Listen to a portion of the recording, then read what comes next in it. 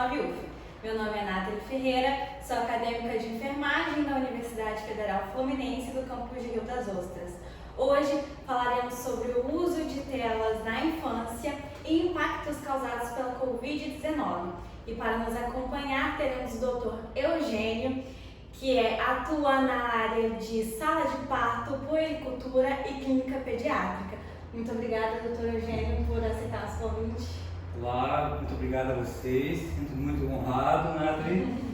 Também agradeço a professora Fernanda, que está junto nesse trabalho, né? Para mim é um grande prazer falar de cuidados em pediatria e estamos juntos nessa aí. Que bom, é um prazer. Então, dando sequência às perguntas, doutor Eugênio, como que a gente pode definir o que é o uso de telas, né? Para os responsáveis entenderem o que é isso, o uso de telas. Então, o uso de telas é o contato da criança, da pessoa, com meios eletrônicos que levam a vínculo com o meio virtual, né? E aí tem os aparelhos celulares, tablets, computadores, videogames, né? Como um todo. E esse uso de telas, ele pode ser prejudicial durante a infância? Com certeza. O uso de tela impacta muito o desenvolvimento cognitivo da criança, né? A gente sabe que o uso de tela de uma forma inadequada, com um tempo inadequado de exposição para cada faixa etária, pode impactar no desenvolvimento da criança como um todo, né? Por exemplo, desenvolvimento da fala, desenvolvimento motor, desenvolvimento psicossocial, né? Então, pode trazer sérios atrasos. E, além disso, quando não usado também de forma adequada, pode trazer um grande impacto no desenvolvimento neuropsicomotor, né? Então, a parte neurológica, né? Psicológica, psicossocial e motora, né? Então, a gente sabe que a criança, o bebê, né? O lactente, ele aprende por observação e repetição, né? Em contato com os seus responsáveis, com os seus pais, com os seus avós, né, com os seus cuidadores.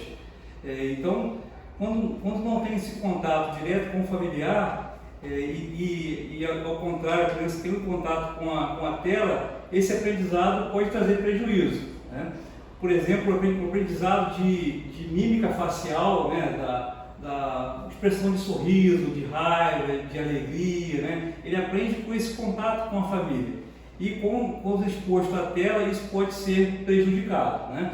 O contato com a tela também pode trazer transtornos como a raiva, como a gente falou, como distúrbio de comportamento, né? Então isso aí deve ser muito bem contabilizado pelos seus responsáveis.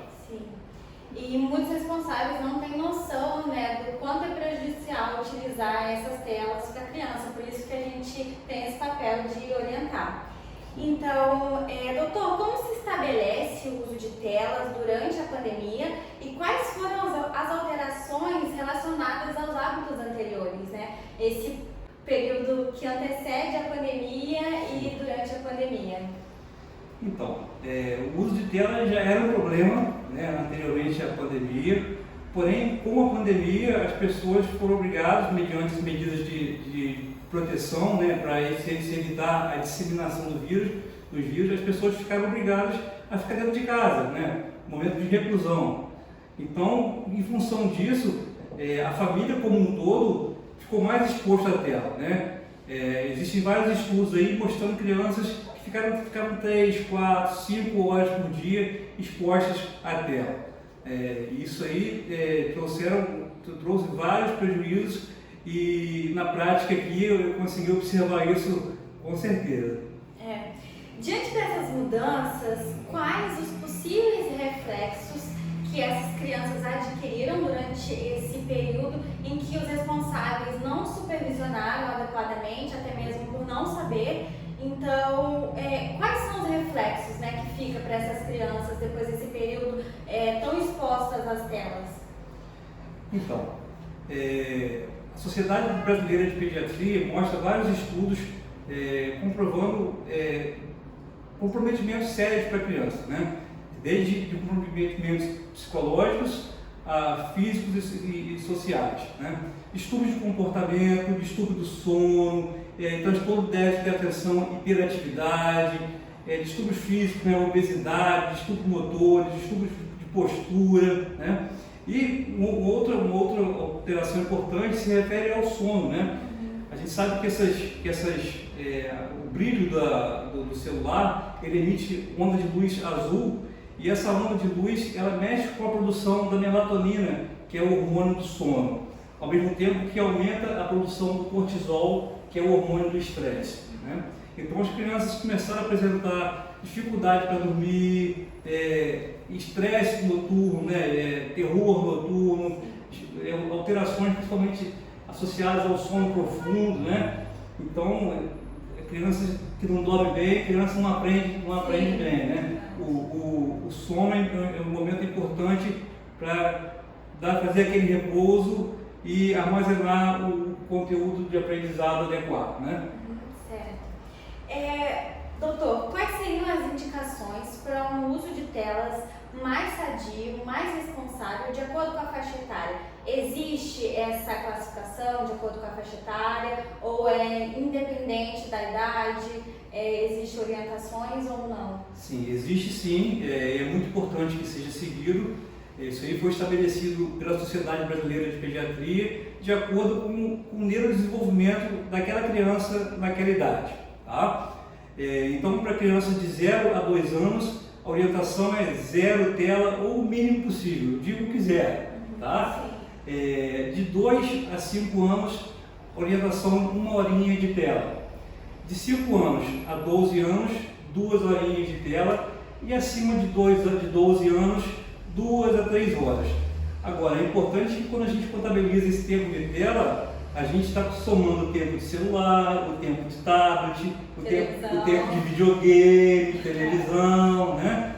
E acima de tudo, além de ter esse tempo contado, e é interessante que seja levado a sério, é importante que os responsáveis supervisionem o que está sendo assistido, o horário que está sendo assistido, porque mesmo com pouco tempo de exposição, pode trazer repercussões que não são bem-vindas, né? Por exemplo, não deve se expor uma criança à televisão, à tela, no momento da refeição. A gente sabe que isso não é bom para a rotina da alimentação. Não deve se expor a criança à tela momentos antes da hora de dormir, daquela rotina do sono, né?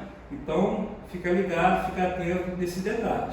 E a gente sabe que na maioria dos casos isso não acontece, né? Então é importante reforçar que existem orientações da Sociedade Brasileira de Pediatria e continuar nessa luta, né? Exatamente. Então, por último, mas não menos importante, quais as orientações os responsáveis podem estabelecer na sua rotina em relação ao uso de telas na infância?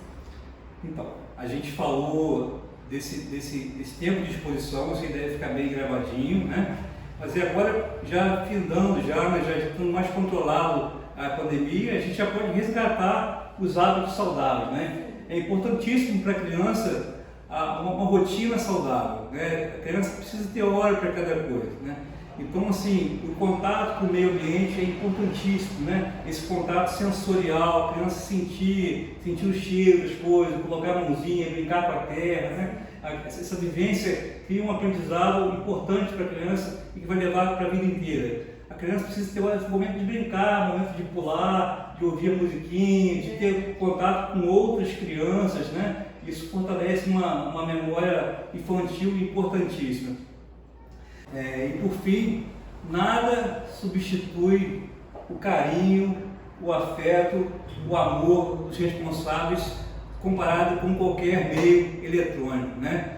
Então, assim, isso aí, a memória afetiva é importantíssimo, em contato com os pais, com os responsáveis, que a criança tem esse aprendizado de linguagem, esse aprendizado, né, sensorial, mas o carinho, o amor, né, o afeto, isso aí tem um preço que nada se paga.